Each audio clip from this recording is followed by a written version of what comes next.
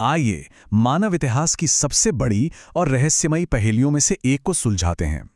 आज के इस एक्सप्लेनर में हम बात करेंगे 5000 साल पुरानी उस मर्डर मिस्ट्री की जो किसी हॉलीवुड थ्रिलर से बिल्कुल कम नहीं है।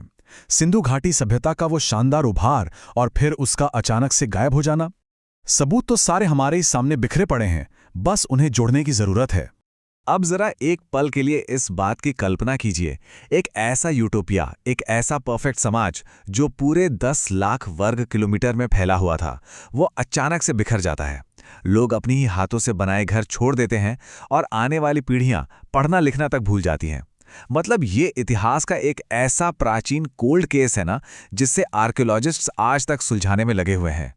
अगर हम इस भूली हुई दुनिया की खोज की टाइमलाइन देखें तो कहानी बड़ी दिलचस्प है। 1826 में चार्ल्स मेसन नाम के एक शख्स ने पहली बार इन खंडरों को देखा था, लेकिन सबसे बड़ी और दुखद विडंबना तो 1856 में हुई। हुआ ये कि ब्रिटिश इंजीनियर्स रेलवे लाइन बिछा रहे थे और उन्होंने बिना सोचे समझे इन 5000 साल पुरानी ईंटों को पटरियों के नीचे बिछा दिया। सोचिए, करीब 160 किलोमीटर का अमूल्य इतिहास अनजाने में ही ट्रेन के पहियों के नीचे कुचल दिया गया। फिर काफी समय बाद 1920 के दशक में जाकर जॉन मार्शल और उनकी टीम ने आधिकारिक तौर पर इस महान सभ्यता को दुनिया के सामने रखा। अब ये सभ्यता कितनी ज्यादा एडवांस थी, इसका अंदाजा इसी बात से लगाया जा सकता है कि जब 1800 ईस्वी के आसपास लंदन और पेरिस जैसे बड़े यूरोपीय शहर खुली नालियों और सीवेज की भयंकर समस्या से जूझ रहे थे ना, उससे हजारों साल पहले यानी 3000 ईसा पूर्व में हड़प्पा के लोगों ने कवर्ड ड्रेनेज सिस्टम, पक्की ईंटों के 2 मंजिला घर और एकदम 90 डिग्री पर ग्रिड पैटर्न वाली सड़कें बना ली थीं। ये सच में अपने जमाने से बहुत बहुत आगे की सोच थी। और हाँ, ये कोई छोटा मोटा इलाका बिल्कुल नहीं था। ये पूरी सभ्यता 10 लाख वर्ग किलोमीटर में फैली हुई थी। लोथल से लेकर कालीबंगन तक हर जगह ईंटों का साइज एकदम एक जैसा, वजन नापने के बाद बिल्कुल समान और सड़कों की चौड़ाई भी एक जैसी। और सबसे कमाल की बात तो यह है कि मिस्र या मेसोपोटामिया की तरह यहाँ हमें कोई बहुत बड़ा राजा का महल या कोई विशाल मंदिर नहीं मिला। ये एक बेहद अनुशासित और बराबरी वाला समाज था, जहाँ साफ सफाई को सबसे ऊपर रखा जाता था। तो अब कहानी में सबसे बड़ा ट्विस्ट आता है। आखिर ऐसा क्या हुआ होगा जिसने दुनिया के सबसे शांतिप्रिय और डिसिप्लिन वाले समाज को अपने ही बनाए उन शानदार शहरों को छोड़ने पर मजबूर कर दिया? मोहनजोदड़ो, जिसका मतलब ही होता है मुर्दों का टीला। जब वहां खुदाई हुई तो जो नज़ारा सामने आया वो किसी खौफनाक क्राइम सीन से कम नहीं था। सड़कों पर, सीढ़ियों पर, कमरों में हर जगह कंकाल बिखरे हुए थे। ऐसा लग रहा था जैसे किसी ने उन्हें दफनाने तक की कोशिश नहीं की। मौत एकदम अचानक आई और जैसे समय वहीं का वहीं रुक गया। बस इन्हीं खौफनाक दृश्यों ने आने वाले दशकों तक कई सारी थियरीज को जन्म दिया। 1900 ईसा पूर्व के आसपास आते आते वो जो एक महान अनुशासन था ना, वो टूटने लगा। पतंग के साफ सुराग मिलने लगे। अचानक से वो जो नाप तौल के परफेक्ट नियम थे वो खत्म हो गए। उनकी वो रहस्यमयी लिपि जिसे हम आज तक नहीं पढ़ पाए हैं, वो भी अचानक खामोश हो गई। व्यापार के बड़े केंद्र जैसे लोथल का शानदार बंदरगाह वो सूखने लगा और जिन चौड़ी सड़कों पर कभी कड़े नियम चलते थे, वहां अवैध निर्माण और अतिक्रमण शुरू हो गए। मतलब पूरी की पूरी केंद्रीय व्यवस्था पूरी तरह से बिखर चुकी थी। तो ऐसे में सबसे पहला और स्वाभाविक सवाल यही उठता है कि क्या ये कोई बहुत बड़ा हिंसक आक्रमण था? क्या किसी बाहरी दुश्मन ने आकर इस शांतिपूर्ण सभ्यता को तबाह कर दिया? चलिए इस थ्योरी की पड़ताल करते हैं। अब देखिए विज्ञान कैसे हमारी पुरानी धारणाओं को बदल कर रख देता है। 1944 में मॉर्टिमर व्हीलर नाम के ब्रिटिश आर्कियोलॉजिस्ट ने यह दावा किया था कि आर्यों ने घोड़ों पर आकर इस सभ्यता का कत्लेआम किया और दशकों तक हमें यही पढ़ाया भी गया। लेकिन आज का आधुनिक विज्ञान इस दावे को पूरी तरह से खारिज करता है। जिन बिखरे हुए कंकालों की बात हमने अभी की थी ना, वो दरअसल एक ही समय के नहीं थे, वो अलग अलग दशकों के थे। और सबसे बड़ी बात, उन हड्डियों पर किसी बड़ी तलवार या भयानक युद्ध के कोई गहरे घाव मिले ही नहीं। तो ये बात तो साफ है कि वहां कोई युद्ध या नरसंहार नहीं हुआ था। और इस बात का सबसे बड़ा और ठोस सबूत हमें हाल ही में राखीगढ़ी की खुदाई से मिला है। 2015 में वहां एक 4500 साल पुरानी महिला के कंकाल से डीएनए निकाला गया। जब रिपोर्ट सामने आई तो ये बिल्कुल साफ हो गया कि उसमें कोई भी बाहरी स्टेपी या आर्यन जीन था ही नहीं। ये डीएनए आज के आधुनिक उत्तर और दक्षिण भारतीयों से 100% मेल खाता है। तो विज्ञान ये साबित कर चुका है कि यहाँ के लोगों का जीन पूल हजारों सालों से वही है। कोई अचानक से बाहरी आक्रमण या बदलाव नहीं आया। चलिए आक्रमण वाली थ्योरी तो खारिज हो गई, लेकिन इंटरनेट पर ना एक और बहुत ही सनसनीखेज थ्योरी अक्सर वायरल होती रहती है। क्या हजारों साल पहले मोहनजोदाड़ो में कोई भयंकर परमाणु विस्फोट हुआ था? आइए इसके तथ्यों को भी समझ लेते हैं।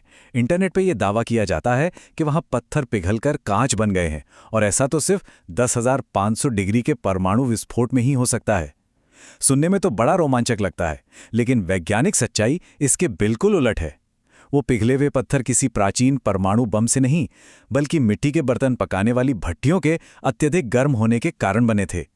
किसी भी लैब ने वहां रेडियो एक्टिविटी होने की कोई पुष्टि नहीं की है। वो बस सदियों से जमा हुई धूल और ईंटों का चूरा था, और कुछ नहीं। तो फिर असली वजह क्या थी? असली अपराधी कोई और नहीं, बल्कि प्राचीन जलवायु परिवर्तन था। एक धीमी लेकिन बेहद विनाशकारी सच्चाई। दरअसल पतन का एक पूरा डोमिनो इफेक्ट शुरू हो गया था। भूवैज्ञानिक डेटा और सैटेलाइट इमेजरी हमें बताते हैं कि हिमालय में बहुत बड़े बड़े भूकंप आए। इन भूकंपों की वजह से जमीन का स्तर ऊपर उठा, जिससे यमुना और सतलज जैसी बड़ी नदियों ने अपना रास्ता ही बदल लिया। अब इसका नतीजा क्या हुआ? वो विशाल घग्गर-हकरा नदी तंत्र, जिसे कई लोग पौराणिक सरस्वती नदी भी कहते हैं, वो पूरी तरह से सूखने लगा। और पानी खत्म होने के बाद शुरू हुई असली तबाही। बड़े पैमाने पर भुखमरी, बीमारियां और फिर वहां से पलायन। मोहनजोदाड़ो के वो कंकाल शायद किसी हमले के नहीं, बल्कि इन्हीं महामारियों और भुखमरी का शिकार हुए थे। तो सबसे अहम बात समझने वाली ये है कि ये सभ्यता हवा में अचानक से गायब नहीं हुई थी। जब नदियों ने ही साथ छोड़ दिया, तो लोगों के पास अपने उन आलीशान पक्के घरों और स्विमिंग पूल्स को छोड़ने के अलावा कोई चारा ही नहीं बचा। वो पानी और जीवन की तलाश में पूर्व में गंगा यमुना के मैदानों की तरफ और दक्षिण में गुजरात तथा महाराष्ट्र की ओर पलायन कर गए। और इसी कड़े संघर्ष और भागदौड़ में उनका वो बेहतरीन शहरीकरण खत्म हो गया, और वो धीरे धीरे अपनी उन्नत तकनीक और लिपि भूल गए।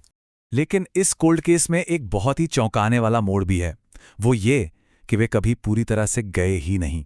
जरा सोच कर देखिए, क्या ये सारी चीजें हमें आज भी जानी पहचानी नहीं लगती? आज हम जिस तरह हाथ जोड़कर नमस्ते करते हैं, महिलाएं जो मांग में सिंदूर लगाती हैं, पीपल के पेड़ को पवित्र मानकर उसकी जो पूजा की जाती है, या फिर जो शतरंज का खेल हम खेलते हैं, ये सब कुछ सीधा हड़प्पा के लोगों की ही देन है। ये उनकी वो जीवित सांस्कृतिक विरासत है जो आज हजारों सालों बाद भी हमारी रोजमर्रा की जिंदगी का एक अटूट हिस्सा बनी हुई है। और हाँ, हाल ही में 2018 में उत्तर प्रदेश के सनौली में जो खुदाई हुई है ना, उसने तो एक नई ही कड़ी जोड़ दी है। वहां शाही ताबूतों के साथ तांबे की तलवारें, ढालें और रथ मिले हैं। ये खोज ये साबित करती है कि जैसे जैसे हड़प्पा के लोगों ने पलायन किया और नए माहौल, नई चुनौतियों का सामना किया, तो उन्होंने सिर्फ ईंटें ही नहीं जोड़ी, बल्कि खुद को योद्धाओं के रूप में भी ढाल लिया। मतलब ये खोज हड़प्पा और वैदिक काल के बीच के गैप को काफी हद तक भर देती है। अब अगर हम उस प्राचीन काल की तुलना आज के समय से करें, तो एक बहुत बड़ा और हैरान करने वाला फर्क दिखता है।